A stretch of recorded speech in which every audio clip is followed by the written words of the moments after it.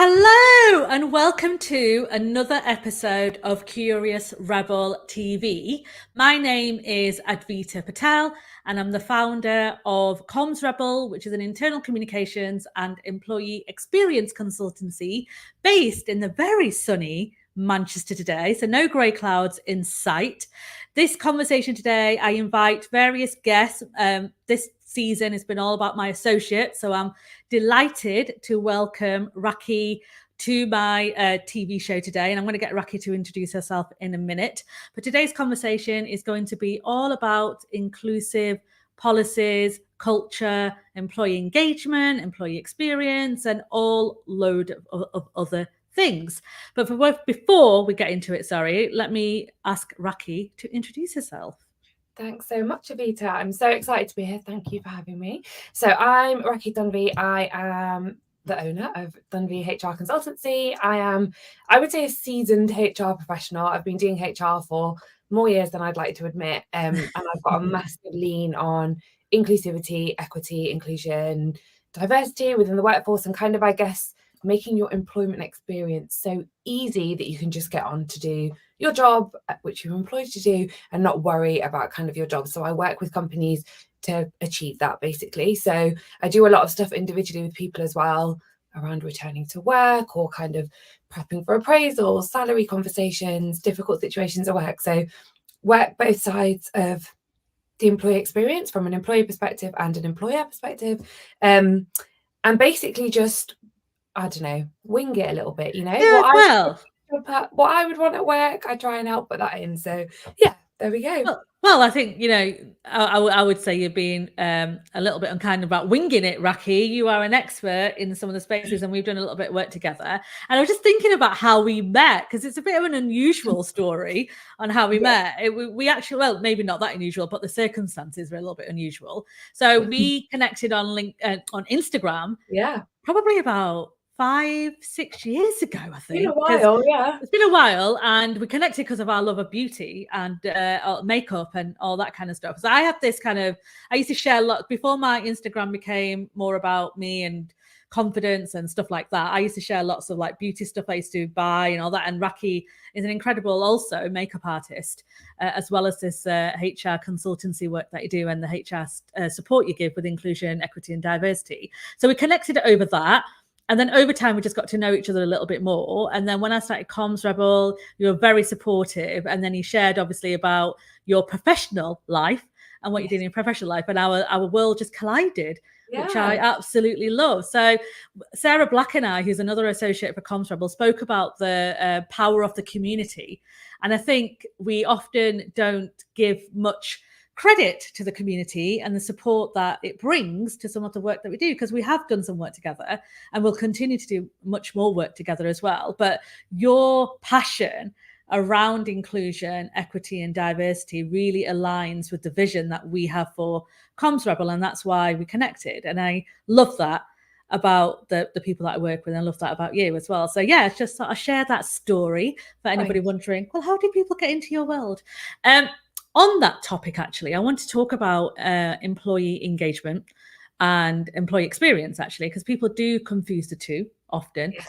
But if we just focus on, actually, would you be able to give us a little bit of a overview on your thinking around employee engagement and employee experience, just to kind of demystify some of those terminologies that we use? So I actually really don't enjoy or like using the term employee engagement, because I think it's a bit of an ego inflation phrase that businesses use to tick a box. So I think the employee experience is a better measuring tool for that, because it feels more genuine and feels a bit more employee driven. So within employee experience, you kind of are thinking about everything from even when someone applies for a job to the point in which they leave or retire or exit the business or whatever that might be, and actually all of the things in between. And do they fit your company values, the company culture, the way that you would want to be treated if you were an employee in your own business or in the business that you're working in? And that spans into so many areas. It's onboarding, it's training, it's does your HR system work, it's what is your EVP, and an EVP is an employee value proposition, and that is a bit of a fancier, newer word just for talking about, I guess, the encapsulation of like your whole package as an employee, and not just your monetary stuff, but it's your career, your culture, your compensation, your work environment. You know, it leans into all these areas, and all of that makes up an employee experience. So when you talk about, oh, we just need to measure what that might look like, it's actually in the people, it's in your, well, maybe not Glassdoor reviews, but it's in kind of the vibe, and it's in your retention data, it's in those areas. So I always lean into the employee experience side of things, because your business is a nothing without your people, quite frankly. And if you've managed to get good people through the door and it's on a genuine pretense, then you're going to keep them, and they're going to want to evolve and give you, you know, the best of their work, and it's a two-way thing. But if you've got them through the door because you've got a fancy recruitment system and someone that knows how to talk the talk, but then when they come in, it's not the reality, you're going to lose them. And I guess it's a good point for me to share. So I was at a company called Pan Macmillan, which are a publisher, for 6-ish years, and it was like some of the best employment of my life. Like such good vibes, amazing people, and I stayed for so long because of the people. So like passion-driven individuals, and I left there to like take a leap of faith, because my manager had been there for 10 years. Like our MD was retiring. There was just a lot of moving parts, and I thought, if I don't leave now, I'm going to be here forever. And actually, I need to expand my kind of remit, and kind of, I found this passion for employee experience where this was quite a generalist role. So I wanted to lean into that a little bit. And honestly, cue the worst 2 employment years of my life. I was shocked. And actually, as somebody who's coming in HR roles, to even feel like, what is this? I cannot believe I'm in this business. And this just showed me so many people talk the talk and talk the talk so well. And it made me think I was just this gullible, stupid person. And I was in a position of influence, right? So my role after Macmillan was a head of HR. I was a head of HR. I had no influence. I had no control over any of it. I was just a puppeteer, or puppet, whatever, all the puppets. Fine. And the next role was actually quite a good role. Actually, it was quite a local role to me, but the business was a little bit smaller.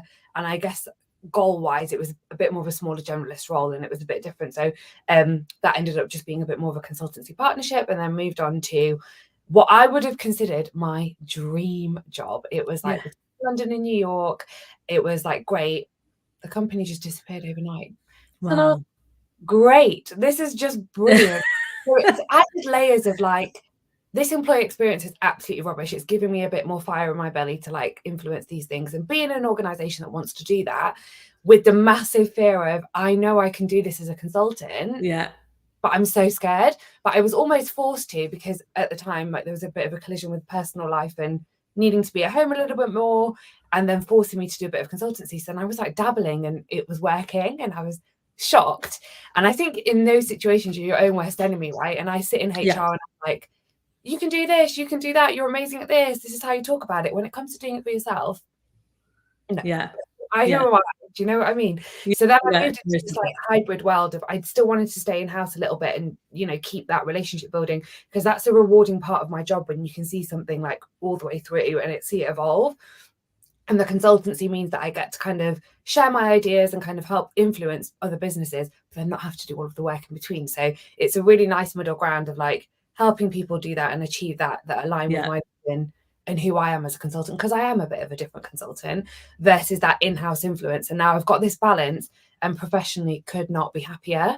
But I went through 2 years of awful speed bumps, or not speed bumps, terrible potholes. Massive potholes to get there. So I mean, you know, I met some amazing people at your event earlier this year as well, and that leans into that community feel, right? So it's a community of like-minded people. And I think people really underestimate how much communication is part of an employee experience. So that's kind of where I think our worlds collided a little bit, because that's your heaviest lean, is kind of that comms to people, and that ultimately comes from an employment experience. So I think thanks for all the work that you're doing. Oh, thank you. Well, it's really refreshing also to hear an honest account of your journey, because I think, and one of the things, and one of the reasons actually I wanted to chat with you as well, specifically for many other reasons, but one of them was there's this kind of disconnect that a lot of colleagues have with HR, and they're almost seen as the enemy in organizations. So, we don't trust our HR team. Our HR team are only here for the business. They don't really care about us. Be careful about what you say to the HR team. And then when you talk to communication professionals, especially internal comms, there are some internal comms folks who have this struggle with HR colleagues as well. And I've spoken to so many folks who've got a very what's the word I'm looking for, bumpy, I suppose, relationship with the HR team. Now, I've been very lucky in my career over the last 20 odd years where my relationship with HR has been very solid and quite strong. And I think that's because most of my roles have involved working within HR and reporting into either a HR director or a internal comms director who sat within the HR team. So I have a slightly different perception. But the reason I wanted to kind of talk about this is because what I've witnessed is that if we don't all work together like cogs, the employee experience, and especially the inclusive employee experience, is often disjointed and disconnected, and it's felt, right, with the colleague population. In your experience, I know you had a great 6 years at Macmillan, and then the bumpiness and the potholes, but across all your experiences as this, the senior HR leader, where are you seeing the gaps and the pitfalls between these relationships? Like, what do you believe is the biggest challenge in forming these strong relationships with each other?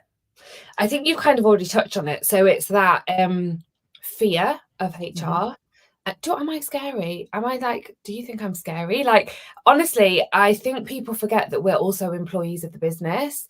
So actually, in order to influence and kind of change things, as for you as an employee, I need to know. So I use this term quite a lot. I'm like, my HR hat is off, my HR hat is on.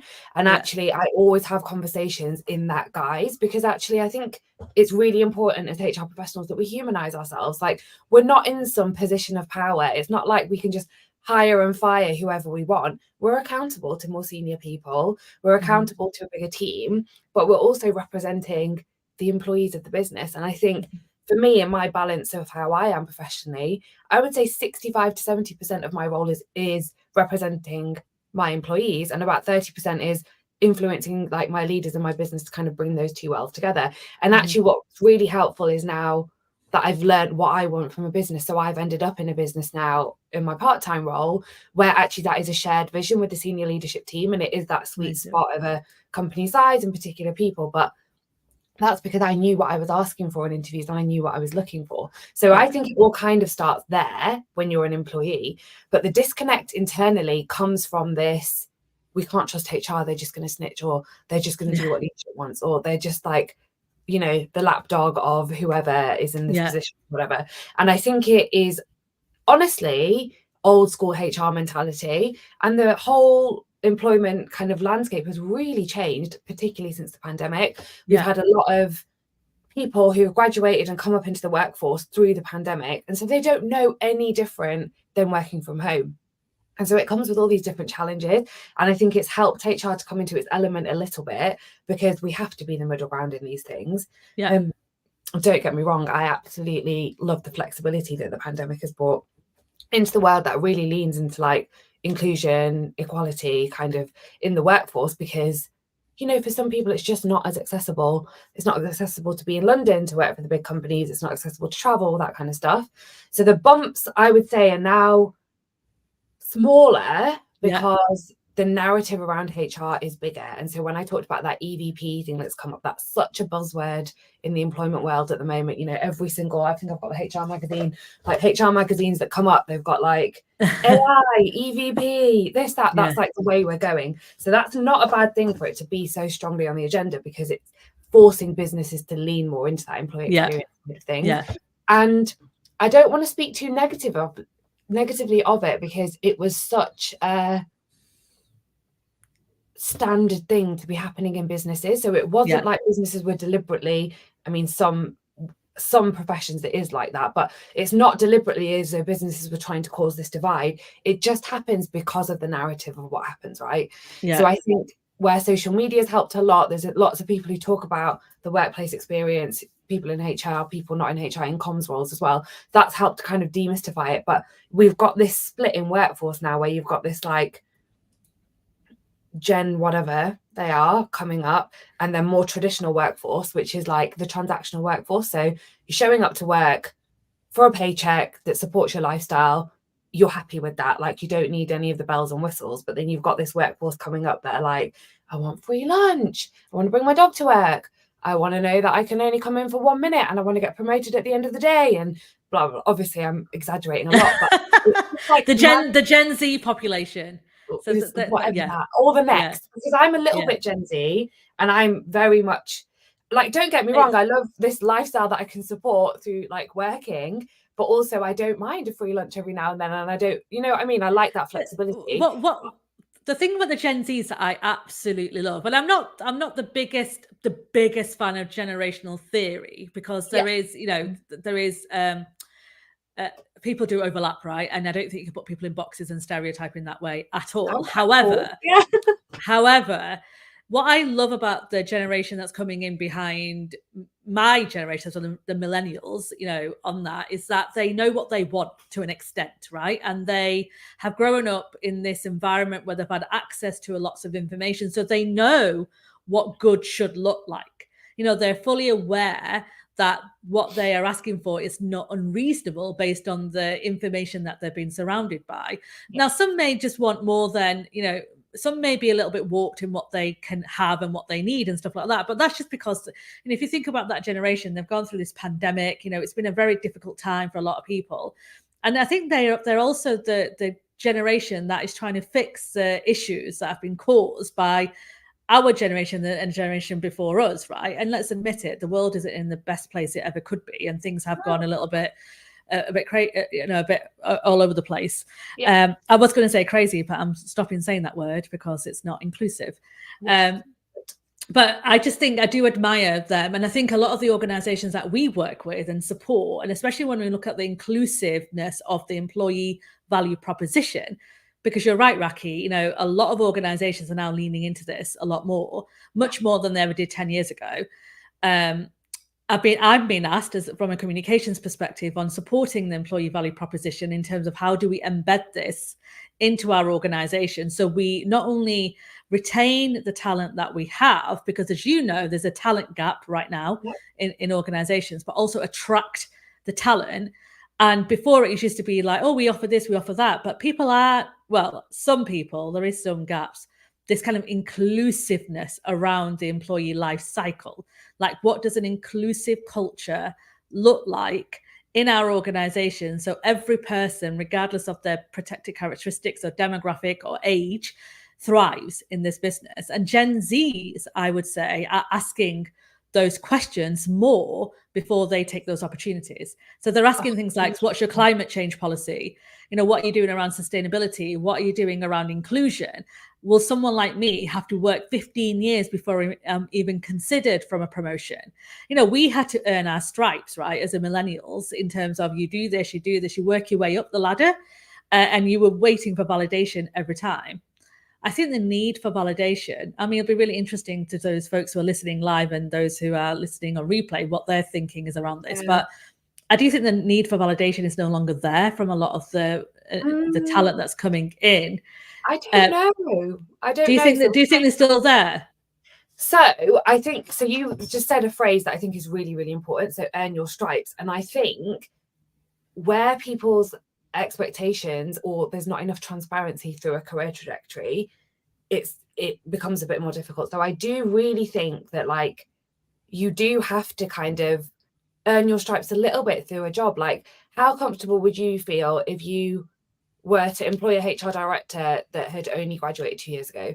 Are you confident that they've got enough work experience, that they've kind of influenced at all levels and that kind of stuff? So it's really about the transparency and managing expectations. So I work a lot with businesses about what that career pathway looks like and what that trajectory looks like. So when somebody starts their job, they're really clear that I can go from this to this, expected within 2 years, as long as I deliver on my performance. And if I don't deliver, these are the mechanisms in which my feedback will happen. So it's actually about transparency of your employee experience, and less about that. So I went through a whole phase of thinking, these lot are so entitled. How do they get off? Like, where did they learn all of it's actually, when you get into the detail of it, it's not about them thinking, I'm so good, I can do this next week. It's actually, I want to know what steps and what like milestones I need to hit to get there, because I am ambitious and I want to do that. And there's a bit of a disconnect between what universities or kind of inlets, and not everybody does a degree, of course. Some people do apprenticeships, some people work through experience, etc. But if you're coming to a more traditional kind of process, like a institution like a university, I don't think they've caught up with the working world. So then there's a disconnect in what they're telling people they can do and what they can expect versus the reality of what's going on. Actually. Yeah. So I think it's the transparency. So if it's a business, you can map out and say, and I'm going to use HR as an example, you can start as a HR assistant, and within 5 years, we would expect you to be a senior HR advisor. This is what it looks like to get there. And then if you're not there, we'll support you in this way. Your performance will be looked at in this way, blah, blah, blah, blah, blah. So I think it is about that.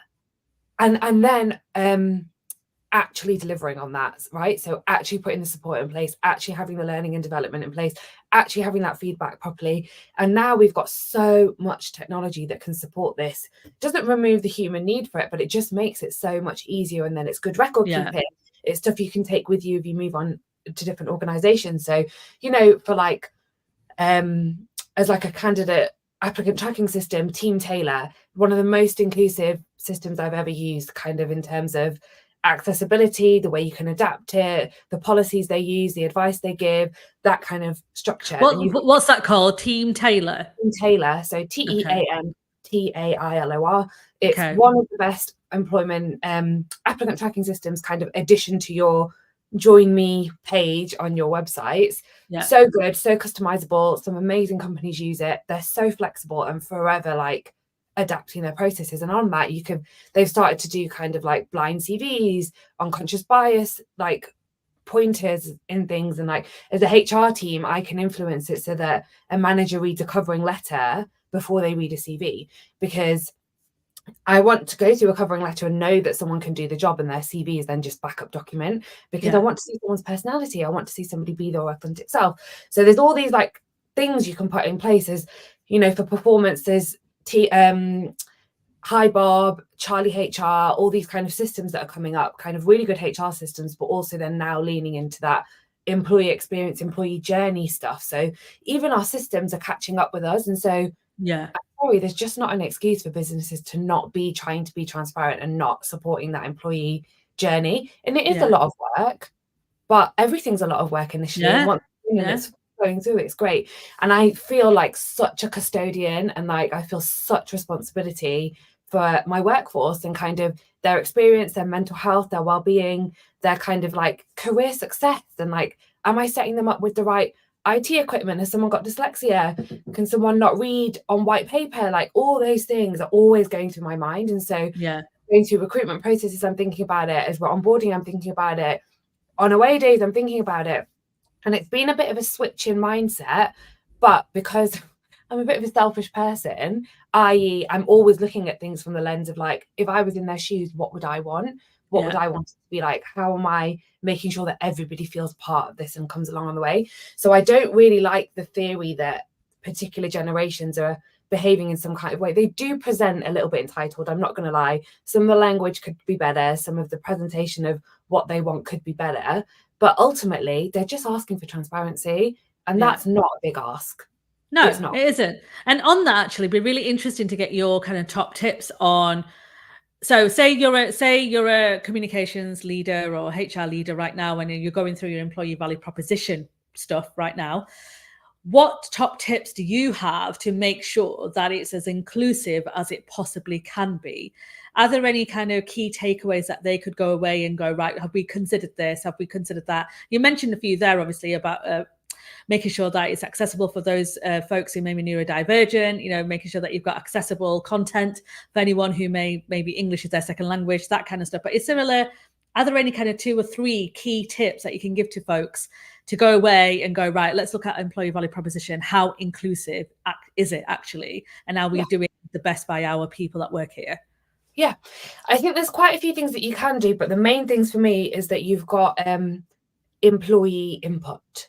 So you've got like almost like an employee working group of people that have maybe self-volunteered or that you've approached and asked to kind of represent or give insights. And I'm not just thinking of like disadvantaged backgrounds or people of color or people with disabilities. I'm talking about different levels within the business as well, right? So junior, senior, mid-level, mid-management, individual contributors, all those kinds of levels of people. And it's about being available in many different ways. So it's not just a recruitment tool. Anything, first and foremost, it's a retention and transparency tool internally. And if that so helps you to recruit great people, then great, but that should be your main focus. Don't let the driver be that it's for recruitment, because you're forgetting about the key group of people that are already here. I have worked with businesses to kind of make them like video available, so you have snippets of different people across the different areas of the business, which can get tricky if people leave, but also it's good to update things. But just talking about their experience, explaining what something means in a video, voice notes, like sound bites, you know, again, it's able to be translated if it needs to be.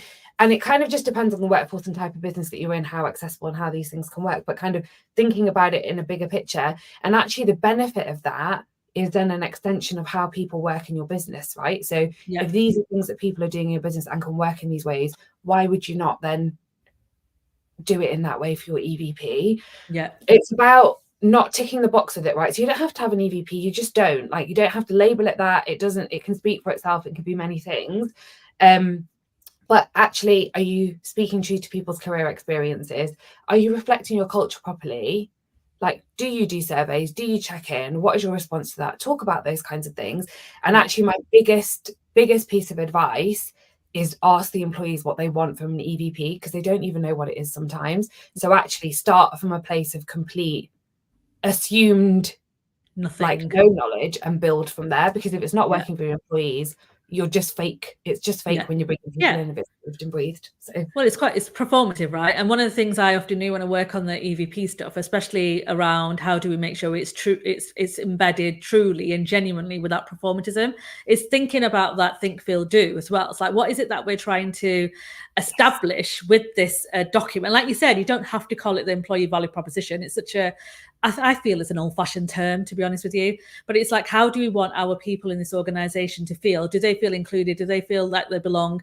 Are they adding value? Do they know what their career pathway is? Are they getting compensated in the right way? And how is that being translated, to your point, in behavior, and rather than outcomes of targets and ticking boxes, which is what we want to try and avoid?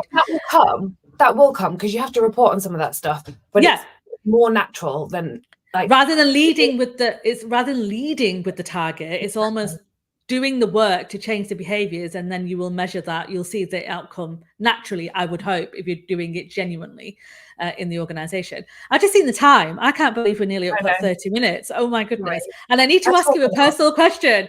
That's part of the thing. So I'm going to ask you, what is the best advice you've ever received?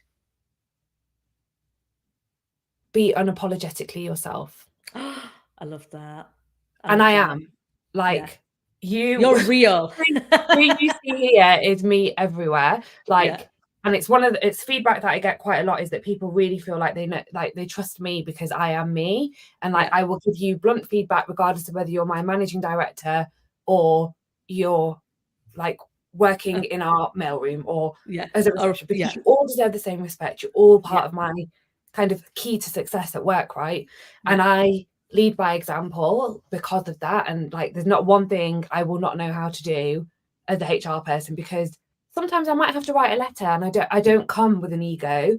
So that came from just be your authentic self, just bring your whole self to work as much as you can. And that's not always easy, because you need to be in an environment that you can do that. But I'm responsible for creating that environment. So if I'm not authentic, then how can I expect other people to be? I love that. And that's why we get along so well with the Rebel method, the Rebel method, as I say.